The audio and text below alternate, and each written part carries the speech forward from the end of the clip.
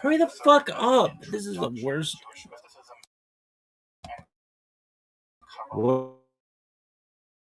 Worst.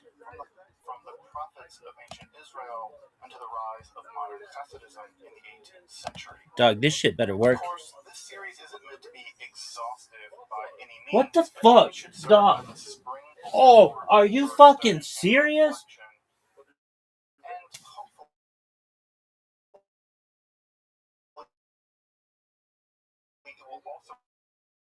Fuck that. And hopefully embolden you to dive into Fuck the primary texts, which are admittedly as sublime Fuck as they that. are obscure. Let me express my gratitude to Congregation Thea for allowing me to use these lectures to reach a larger audience. Are you fucking serious? Esoterica. If you want, you can find the entire series under the playlist Entering the Garden, Introduction to Jewish Mysticism and Kabbalah. I'll be uploading them over the next few weeks, or if you find these episodes after autumn of 2021 and you want to watch the entire series, you can find them. If you find this series on Kabbalah interesting, I'd hope you check out my other content on topics in esotericism, and perhaps consider supporting the production of free academic and scholarly topics in occultism, hermetic philosophy by joining my Patreon, or perhaps with a one-time donation. You can find those links below, and I really appreciate your consideration. Now, let's enter the garden of Jewish mysticism and Kabbalah. Alright, folks, so let's do some recap, and let's get into the Zohar. So, as we talked about last time, Kabbalah. What is this bullshit? The Kabbalah probably begins to exist in southern France and Spain in the early 13th century. Now, it's really important to note that it isn't about a whole cloth, right? The whole point of this class that we've been tracing how Jewish mysticism has developed in the world of Palestine, in the world of Babylonia, in the world of Jewish magic in Egypt. And we've been tracing how that's being slowly moving into the European context. And it's in that situation, beginning in the early 13th century, maybe the late 12th century, that Kabbalah begins to exist. What the fuck was that? And as we talked about last time, some of the driving issues, and I don't want to say the only driving issues, but some of the more important driving issues are, one, a response against the philosophy of Maimonides, right?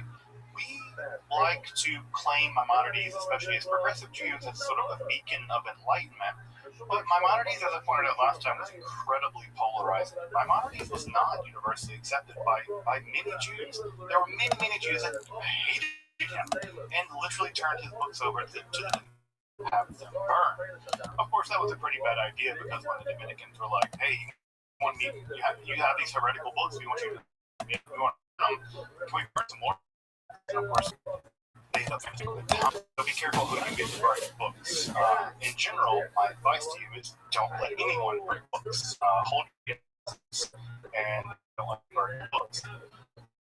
At any rate, so we have the Maimonides of this sort of rational, hyper, metaphorical understanding of everything from angels to the body of God. And of course, the mystics were very interested in the body of God, the actual body of God that you could measure in the Persian Parasang unit, and they were very interested in the idea that you could travel to go into the realm of God and sit on God's throne and maybe even be transformed into an angel. And Maimonides saw that this was just a complete nightmare of idolatry and paganism, and so he really tried to get rid of this. And so in some ways, the Kabbalah is a response against Maimonides. I think the second thing that's really driving the rise of Kabbalah is what sometimes I call the gap problem. And this gap problem really comes from the inheritance of Neoplatonic philosophy. What is this bullshit? Now, I know, again, I want to drive this point home, but I know that many of us have been raised with the idea that mysticism and philosophy, rationalism and mysticism, logic and mysticism cannot live in the same roof, and they can't be in the same bed. Well, the Middle Ages does not give a damn about what you think about those things. But the Middle Ages are an interesting, different place than what you ever imagined. And the truth of the matter is, philosophy and mysticism logic and religion have remained very bedfellows for a long time. And the fact that we post-Enlightenment, post-Haskalah Jews want to drive a hard wedge between them says more about what we need in our desires, our perversions maybe, than it does about what philosophically is rigorous and what historical people actually did. And so part of what's going to happen is that it's not that the Dog, what the fuck? Philosophy is that they're going to marshal a different kind of philosophy to solve philosophical problems. Now, their philosophy is going to look a lot different than the way we do philosophy now, but that doesn't mean it's not philosophy. And as I pointed out last time, the big problem they're trying to figure out is how to bridge the gap between the infinite transcendence of God and the immanent reality of God. And what's going to emerge in their solution, we're going to see this in a big way tonight, beginning in our analysis of the Sacred Zohar, is that they're going to try to have their cake and eat it too. Because that's what every philosopher does, right? Read the first line of the Logic of Hegel, right? Nothingness plus being equals becoming. There you go, right? Get your cake and eat it too, right? You get nothing, and you get being, and you get becoming. There we go. And we roll out with becoming. So,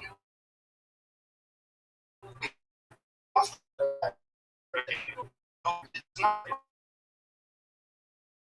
just to be very brief right here. It's kind of three parts. They're going to maintain the transcendence of God with the concept of Sof, the infinite. We'll get to that tonight. They're going to bridge the gap between the infinite distance of God and Ein Sof to our reality with the Sephirot. Right? We'll get to them tonight too. Right? And then they're going to talk about how God is immanent to our world. Right? God is immanent. God is it. I love the line in the Quran, actually, which is not part of, obviously, Jewish system, but I think it's the most beautiful line of the Quran, is that Allah is closer to you than your jugular vein. I love that image. Allah is closer to you than your jugular vein. And this image is deeply true of the Zohar as well, that the immanent world of God, right now, who are they going to talk about? Who's really close to them? Their bride, right? The woman they're taking to bed, or sometimes the dude they're also taking to bed, right? You can see there's a lot of homoeroticism that we're to see also, of course, in the Zohar as well. And so what's going on here, right, is they're trying to explain also the experience of immanence, and that's the Shekhinah, the indwelling of God in God's feminine form. Now, some of the other really driving concerns here are going to be sort of the primordial world prior to the creation of this world, the origin of evil. The Zohar is going to be absolutely interested in evil and demons all the time in the Zohar. They're going to be interested in trying to reread scripture to kind of discover these ideas that they're mining, right? So what you get is these Kabbalists are coming with these ideas, and so what do? They go to scripture and then mine them out, right? It's not like they go to read scripture and then find this stuff. Now, talk to a Kabbalist, and I'll tell you that's what they do. I think us other scholars say they come with the ideas and they go to scripture and they mine them out. So we have very innovative, beautiful ideas that are developed in all of this form of Kabbalah, but also a radical reinterpretation of Jewish law. And this is the idea of Ta'amei HaMitzvot. And Ta'amei HaMitzvot is explaining the mitzvot, right? Why do we do the things that we do? Why do we do tefillin? Why do we keep Shabbat? Why do we not eat this? Why do we why do we not do shatnez? Why do we don't allow linen and wool to be knitting together? Why do we not do that? Well, the show is not only are there practical reasons for this, right? There are metaphysical, mystical, occult reasons for this. And that's going to be a big part of the Kabbalah as well. Well, folks, we've arrived. We are at the gates of the Sacred Zohar, and I will say that the Sacred Zohar is an incredibly difficult, incredibly intimidating text. I'll speak for myself. It's intimidating to me. It is a text that I have a very tortured relationship with, just because it's so difficult to get into. I've never experienced a text that is this intimidating. So as I work through these next couple of lectures, and there will be 2 lectures on the Zohar, just because no one can do service to the Zohar in 2 lectures, much less an even year or a lifetime of studying the Sefer Zohar. It's that monumental. And I just want to illustrate this with a visual example of why we're going to do at least 2 sections on the Zohar, and why I would love to come back and do an entire class on the Zohar. So to get an idea of this, I'm going to hold up just a copy of this right here, this little sliver of text that you see here. This is the longest Kabbalistic text prior to the composition of the Zohar. This is a Sefer Bahir, right? So this is a Sefer Bahir in Hebrew. This is the Sefer Bahir in Hebrew. And what you're seeing here, right, is this is the longest Kabbalistic text prior to the Zohar, right? Now, let's zoom out a little bit. Move my mic. This is the Zohar. Right? This is the volumes of the Zohar.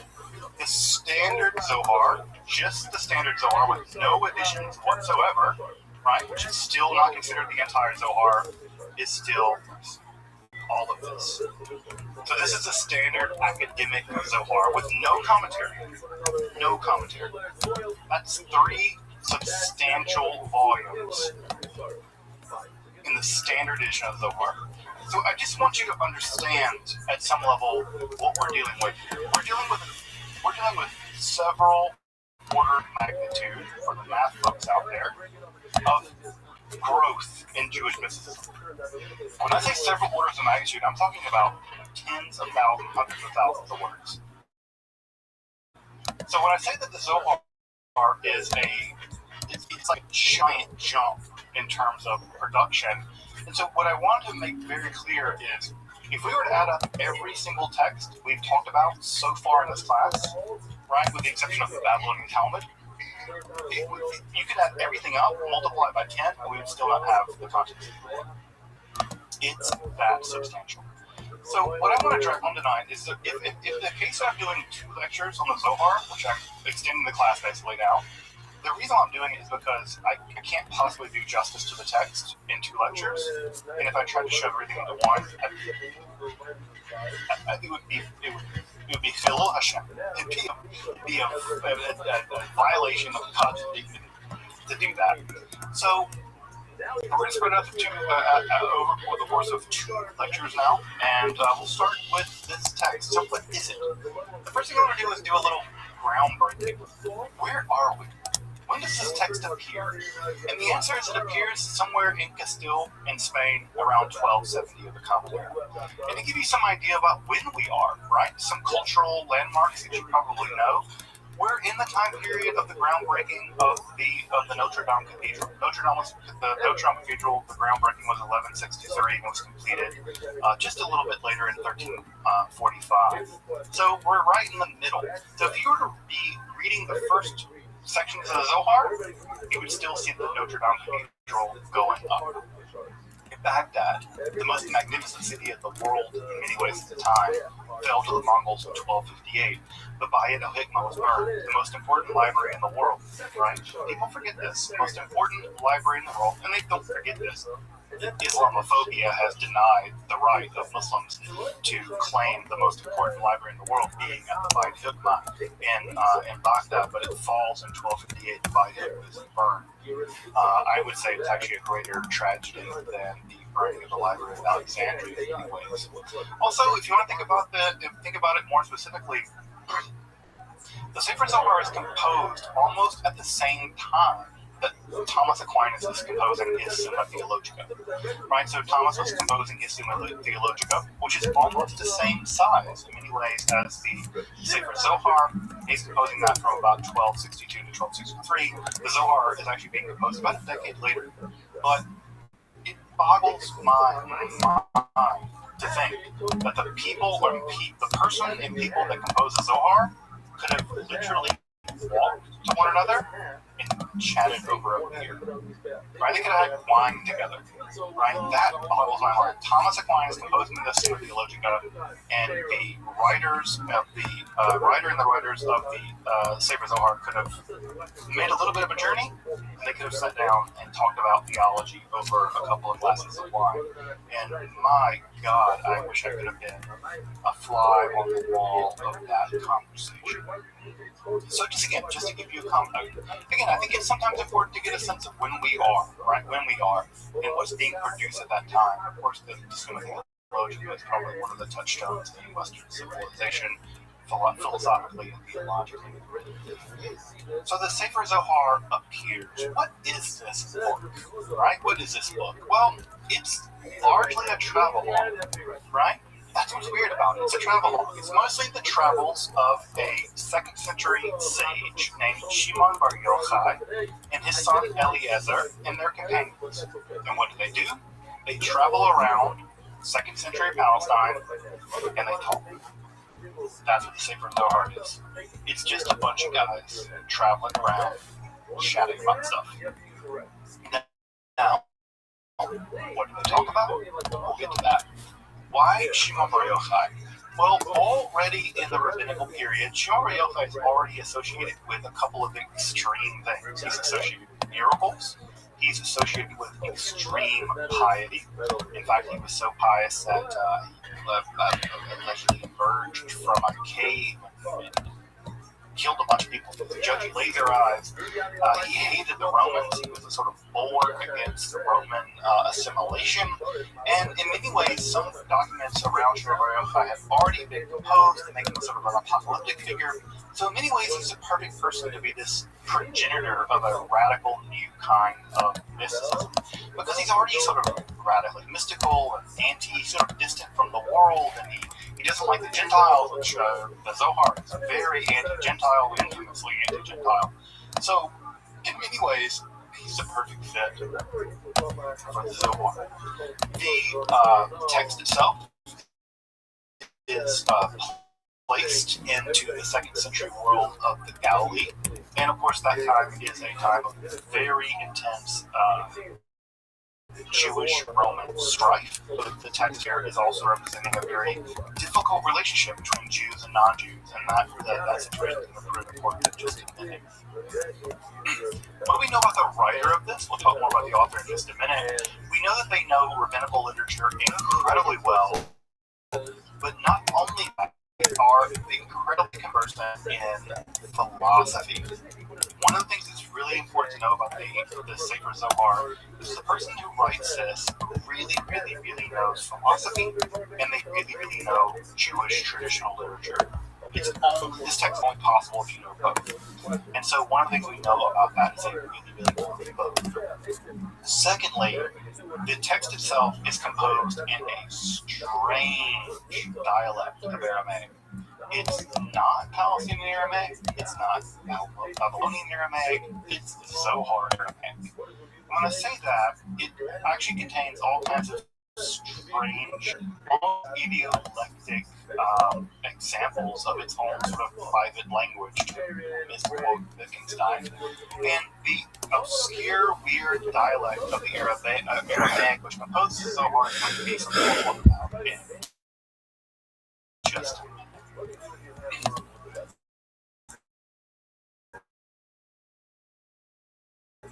Now, one thing to know about the Zohar is actually composed of very small, some big, some small, some only 7 pages, some 150 pages. It's a text composed of texts. And what I want to do now is go through some of the texts that compose the Zohar. Because you shouldn't think of the Zohar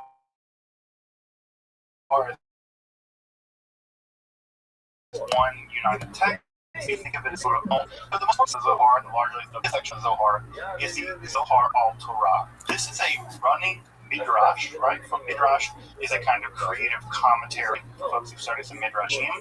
It's a common running commentary on the Torah, with almost all the weight being thrown at Genesis and Exodus. And then after Genesis and Exodus, almost the weight of the the commentary drops off, and some parts of the Torah are very thinly covered. So it's not like it's a systematic commentary of the whole Torah. Some parts get a lot of cover, some parts get very little at all. Another part of the text are these groups called the right? The Idrot are the two assemblies. And these are texts in which the characters of the Zohar get together and have conversations. One of these two assemblies, the smaller assembly, the Idrot Zuta, is a very small gathering of people around the death of Shimon Bar Yochai. So it's in some sense the smaller of the two, but the more important one.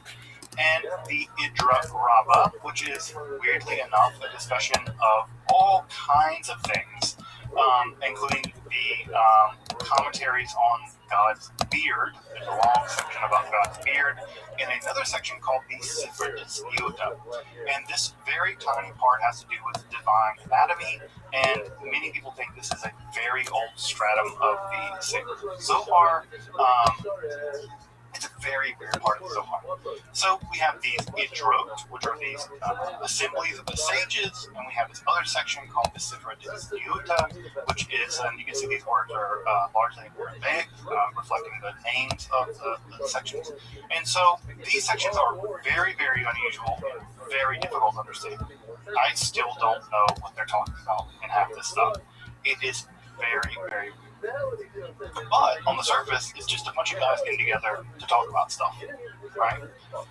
There's also an early section of the Sefer Zohar called the Midrash HaNa'ilah, the hidden Midrash. The hidden Midrash is probably the oldest section of the Sefer Zohar. This section deals with a large degree of things like the nature of the soul, the afterlife, the Messiah.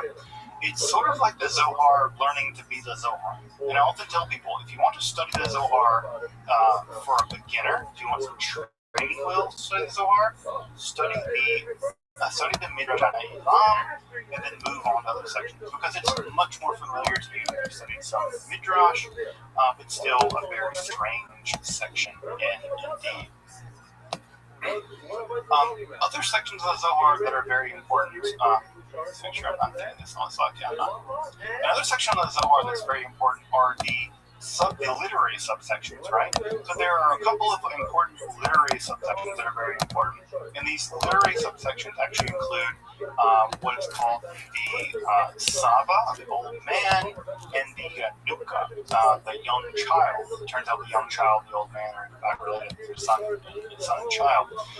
These sections are where a young child, wunderkind, and a old man who's just a donkey driver actually schools the companions. The men associated in the Zohar are called the companions, and these companions are going along the road with the donkey driver, and the donkey driver actually shows them that the donkey driver knows more about the hidden world of God than they do. And the Yanuka, though, this wonder kid, also shows that he knows far more about the nature of Torah and the hidden reality of God than they do, and so they sit at the feet of this donkey driver and this child, and they learn all this stuff about the nature of God and the hidden world of the Sof and the Sifrot and things like this. So what's important to know about these sections is that the Zohar is not one contiguous book. It's several structural literary texts or fragments edited together into one narrative. The edits are not clear, the edits are not perfect, but they are being edited together into one. I'm interested in that, where one can get into the more easy section of the Zohar and then kind of work your Zohar muscles up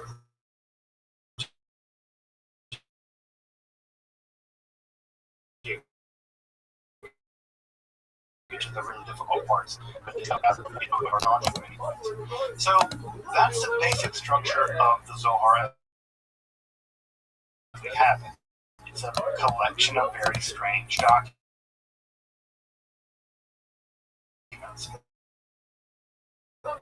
In addition, there were sections of the Zohar, which are the Zohar, Tikkunei Zohar, the rectifications of the Zohar, and another text called the Reinvent, Faithful. These are considered in the Orthodox world to be part of the. So if you're going to hold read those sections will be considered part of the Zohar. We now think that they're a bit later than the actual composition of the Zohar, but in the Orthodox world, they're considered Zohar par excellence. There's no one thinks an eye about them. And those later sections do work helping to make the earlier sections of the Zohar make sense. Now, I know this is all really complicated, so let me just say it again, just to break down a little bit clearer. What we have in the Zohar is a commentary on the Bible.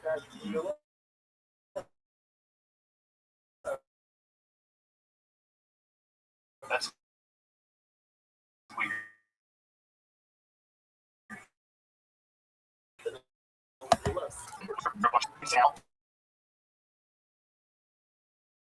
They make they have a little boy, they learn all kinds of miscellaneous stuff. So, the point of the Zohar is that it is not one contiguous text. It's a quilt, right? Quilts are cool. That lots of things together. Quilt, it sounds like you're looking at one thing, zoom out, lots of chaos. Right? But if you kind of carefully follow how the quilter made it, you can see how the quilt got.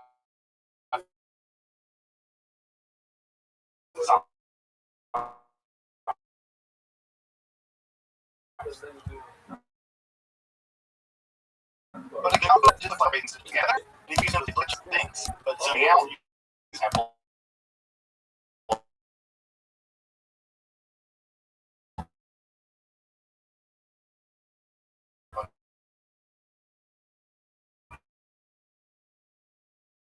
Understanding it is something like a 6, although